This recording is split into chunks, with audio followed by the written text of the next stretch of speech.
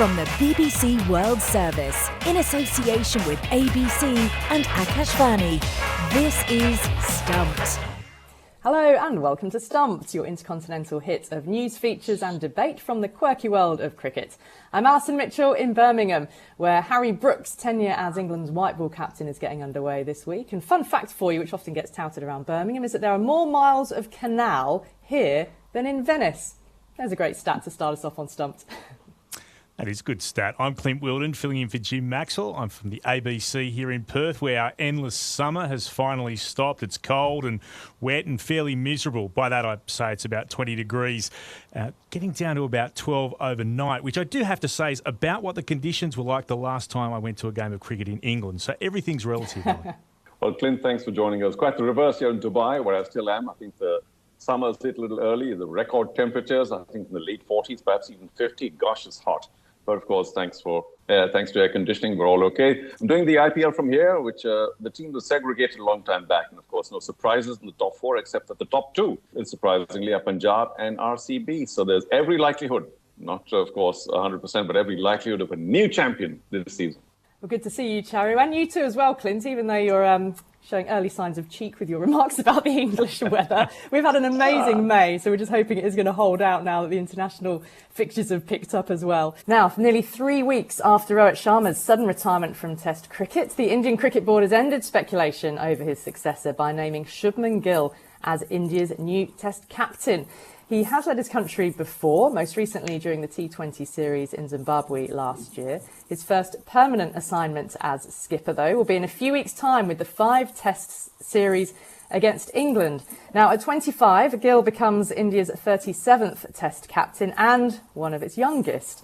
He's from Punjab and says following in the footsteps of the likes of Sharma, Virat Kohli and Sachin Tendulkar is, in his words, the ultimate honour. But what kind of captain will he be? Well, we'll get the thoughts of Charu and Clint in just a sec. But first, let's hear from someone who's worked with him and knows him well. India's former fielding coach, Ramakrishnan Sridhar, spent 7 years in the India setup between 2014 and 2021.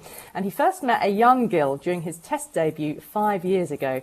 And he told me what the new captain is like, both as a man and a cricketer. I think we saw it in 2019 when he first made it to the Indian cricket team. We were on a tour in New Zealand. After the Border Gavaskar Trophy, we were travelling to New Zealand. That's when Shubman Gill came straight out of under-19s into the Indian team. And when he batted for the first time in the nets, us support staff were looking at each other and we're thinking a new star is born. I have to mention that because that was the impact Gill had when he first straight away came into the senior national team after having a wonderful under-19 World Cup in 2018 in New Zealand. So he came to New Zealand to make his international debut as well. From that time to now, obviously, he's grown in stature, he's grown as a person, he's grown as a batter, and he's picked up a lot of qualities from the leaders under whom he has played. And by 2021, we knew that it was inevitable that he's going to be the next captain of the Indian men's national cricket team. What was it that you saw in him in particular then that made you know in 2021 that he was being earmarked? If I have to tell you the truth, we saw that he had that aura of an athlete who can lead the team. At that point in time, I wouldn't say it was his leadership skills which made me think about it, but he has developed on that aspect. But at that point in time, we saw that he could be one who would be a fit in all formats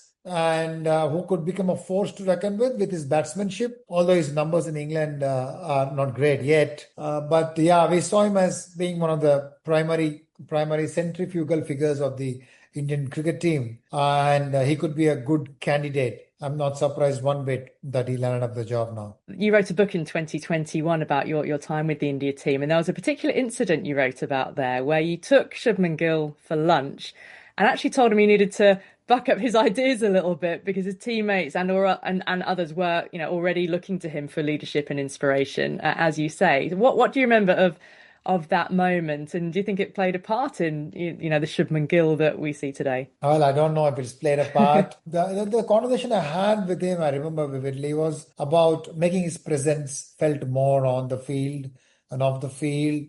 Shubman is a shy bloke, but that doesn't mean that he does not have leadership skills. He's got extremely good cricketing brain. He came up with some points which we feel that it's a good point. I mean, it's coming from him. So he had the thought process. He could assess the game. He came up with stuff which were very good at that point in time. And also, he had a very calming demeanor in the change room, which is quite important for a leader to have. Yes, a leader should be aggressive on the field like a Virat Kohli, or he could be tactically brilliant like a Rohit Sharma.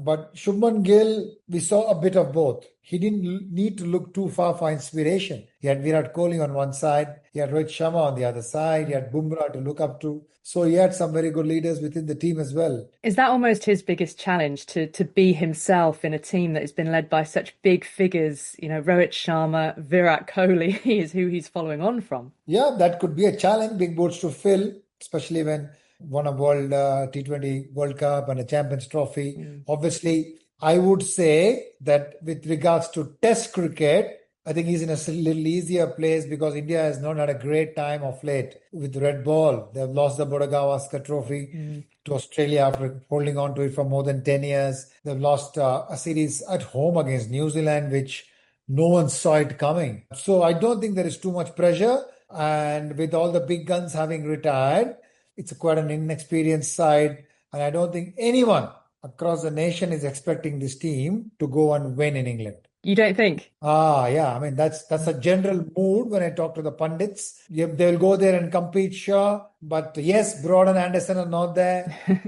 So that's a big relief. But I don't think many are expecting this team to go and win the series. So that would probably lighten the weight a little bit for the young captain. The only thing I would advise him to just be yourself, back your gut, and just go in there and do what you do for Gujarat Titans or for any other team that you're leading. How do you feel the team will need to play in this upcoming Test tour of England? Because you were part of their coaching setup, the famous Border Gavaskar Trophy wins in Australia, first in 2018-19 under Ravi Shastri and 2021. So you're quite well placed to comment, then on, I guess, what went wrong over the winter when, you referenced that loss to New Zealand. What do they need to do against England in England? I think they have to be bold. The conditions are going to be challenging. Test cricket is finishing by August 3rd. I played a series in England when the series started on August 1st, and we generally finished the Oval Test on September 11th or 14th or something like that. But now it's early part of summer.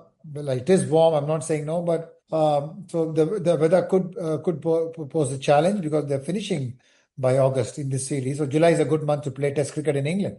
It's going to be nice and hot. But the challenge would be for the batters. Definitely the challenge would be for the batters to go and adapt and play an aggressive brand of cricket. We saw England do that against Zimbabwe a couple of days ago. Score almost 500 runs in a day, record stumbled. But India will have to take a leaf out of that book. Meet fire with fire. I mean, definitely India will have to take the aggressive option, take the positive option whenever there is a dilemma, take the positive route, be optimistic. If you are making a mistake on the aggressive side, rather than making a mistake by staying on the timid side, that is what the Indian team needs to do to go ahead of England in the games. In England, it's going to be a up and down ride. You're going to have some sessions going your way, but suddenly the weather changes and things can take a big turn. I think they'll have to take an aggressive option whenever available to be successful against this particular England team, especially that Ben Stokes is back now. Your expertise was fielding, but where do you think in the side Shubman Gill is best placed to bat? Some conjecture over whether the number 3 spot, the number 4 spot should be his now he's captain. I think he's good at number 4. Now that spot is vacant as well, with Virat Kohli not being there. It would be a good fit at number 4. He's open for India. He's played at 3. And I think KL Rahul coming back into the team with his experience, that magnificent 100 he scored at the Lords in the last tour. I can't forget that. Still right in my eyes, fresh as a daisy. So I think he should be opening the innings without a doubt, with Yashasvi Jaiswal, with maybe a debutant thrown in at 3 with Sai Sudarshan. I think Gill would be a good bet to bat at 4 because at times we've seen Jimmy get him with his hard hands of his. Gill is a bit like Zach Crawley, his little hard hands, go like to feel for the ball, tall, hit straight through the line. I feel there's a similarity between those two. So the ball, probably the old Duke's ball, semi-new one, would be better suited to Shubman Gill. So if you ask me, I would say number 4 on this tour. It's great to get your insights, Sridhar. And what is it that you're up to these days? Bit of punditry, commentary, as well as coaching work? Yeah, I was in Sri Lanka a couple of weeks. Just finished last week on a tenure with the national team for a fielding stint with the national team. I enjoyed that. I'm going to do commentary for the IPL qualifier 1 and the eliminator, which is on the Thursday and Friday. I'm back, but I love coaching at the grassroots level as well. So I have my academy Coaching Beyond, which you are aware about. It's an high-performance center in Hyderabad, Chennai, and Cuttack. We have 3 high-performance centers, and I keep shuttling between the centers, coaching a lot of upcoming young cricketers and plenty of first-class cricketers, and sometimes even the under-14s and under-16s. So any name that you've come across we should be looking out for the next 14-year-old IPL signing, perhaps? There are now Vaibhav has set the cat amongst the pigeons. Now every 14-year-old bat like him, which is not going to happen. But yeah, there are some really good. One name which really comes to my mind is Anirudh, a young boy, 14-year-old from Hyderabad. I think he's a name which you will hear a lot. Sridhar, thank you for sharing your insights. Great to have you with us on Stumped. My pleasure. Thank you. Thank you very much, Alice. Lots of talent in Hyderabad by the sounds of it. That's former India fielding coach Sridhar. Charu, your reaction to Shubman Gill being made captain? I mean, you talked about Rishabh Pant as well, and he, of course, has got the roller's vice. I think nobody in India will object. And I know that T20 has nothing to do with Test match cricket, but he has led GT reasonably well, or GT's done reasonably well under his leadership in the ongoing IPL. And had they not, I think a few people might have said, well, he's not really doing much with GT, is he? And so why is he the India captain? But, his nickname, by the way, is Prince. So he has been the king in the making for very long. And does have the temperament. He was, of course, the captain for India when they played Zimbabwe in the short series, the 5-match series, which they won 4-1. He was also the India A captain.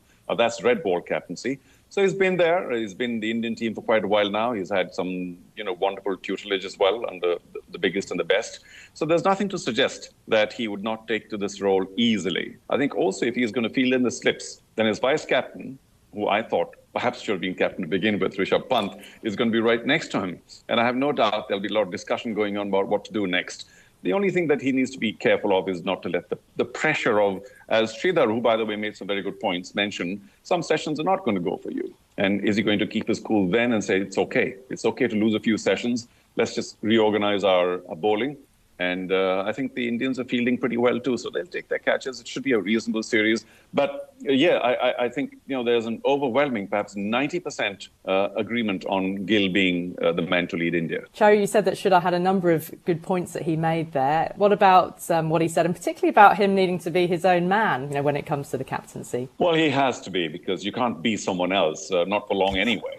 I think he has had time to discover himself. And attitudinally or as a personality, he's actually pretty even, which is great. I think you don't have to be one way or the other. You don't have to be particularly cool, as maybe Dhoni was made out to be, or crazy aggressive as Kohli always was and is. Somewhere in the middle is fine. I think he does show a little bit of, he gets upset when there's something going wrong in the field, but not particularly. I mean, he's not given to any tantrums, or he doesn't rant, and he doesn't wave his hands about. And I think that's good for a younger captain, because remember, he does have some older people who've got much more experience than him in the team. And I think it'd be foolish for him to try and be a little irritated at something going wrong in the field with seniors, particularly. So his temperament, I think, will come to his rescue very often. Also, the fact that India hasn't been doing too well, Sridhar mentioned that in Test match cricket, is something that will allow him to go under the radar for a test or two before people start getting irritated. Well, I was going to come to that. Point, though. Yeah. Well, sorry, more on that later. I was going to say, him saying that he doesn't think there'll be any real pressure on Gill because of recent series defeats for the team. I mean, you'll know the pressures of the Indian captaincy, Charu, and the attention in India, but even, Clinton in Australia, when you take that team abroad, as you'll find in England, but, in Australia as well, surely it's not possible for there to be no real pressure on an India Test captain. No, I don't believe that to be the case at all. Of course there's going to be pressure on him. And I get what everyone's saying in that India's Test match form has not been terrific, but he would feel some pressure too, surely. I mean, Gill's averaging, less than 15 in England, 88 runs from his 6 Test innings there with a high score of 28. So he would be feeling pressure as a batter, let alone going in as the captain. And it is a role that brings such expectation and such scrutiny. I don't know how there could not be pressure on him because the team's results mean so much for people. And Chiru's right, there will be a little bit of extra give because of what's happened in the past, but it's a tiny, tiny little bit. And it's how he deals with that pressure and that spotlight, I think will be a major part of his success or otherwise in this role. I don't think there's anything like a free hit if you're the Indian captain. Well, it is a crown of thorns, Alison. But I did mention last week also, I think that, as Clint said, the pressure is much more on his own performance. He's got to lead from the front with the runs. Because the team, everybody will do what they'll do. They're all hard-boiled professionals. It's not that they're playing outside of India for the first time. And which is why I thought maybe Pant ought to be given the leadership to begin with, because his role as a wicketkeeper, for instance, the batting runs are a fabulous bonus. And he has that kind of carefree attitude which was, I think, disturbed a bit during the IPL because of the losses. But he's essentially a carefree character and might have led India with less pressure to begin with because his place is more or less guaranteed. But Gill, who hasn't scored much, Clint mentioned only one century outside of India, is the one where he needs to do well in England as a batsman. And I thought that if the pressure was taken away of captaincy, he might just focus on what do I need to do with the bat. And conditions are not going to be easy at all, even though you don't have the same pace attack you did. But that's the one reason I thought he shouldn't have been given captaincy, because his own leadership in terms of runs is far more important to India than leadership as a captain, which anybody else really could have done the job. Well, there's already been one India captain who dropped himself for lack of runs in Rohit Sharma. So Shubman Gill, step number one, score runs in England and cement your place in the team and as captain. That's going to be so, so important for him. That is all we've got time for on this week's Stumped on Akash Varney. Don't forget you can follow us on X. We're at BBCWS Sport and use the hashtag BBC Stumped. And check us out on YouTube as well by going to the BBC World Service YouTube channel. My thanks to Charu Sharma and Clint Wilden, and to all of you for listening. We'll speak to you soon. Bye-bye. Stumped is a BBC Sport production for the BBC World Service in association with ABC and Akashvani.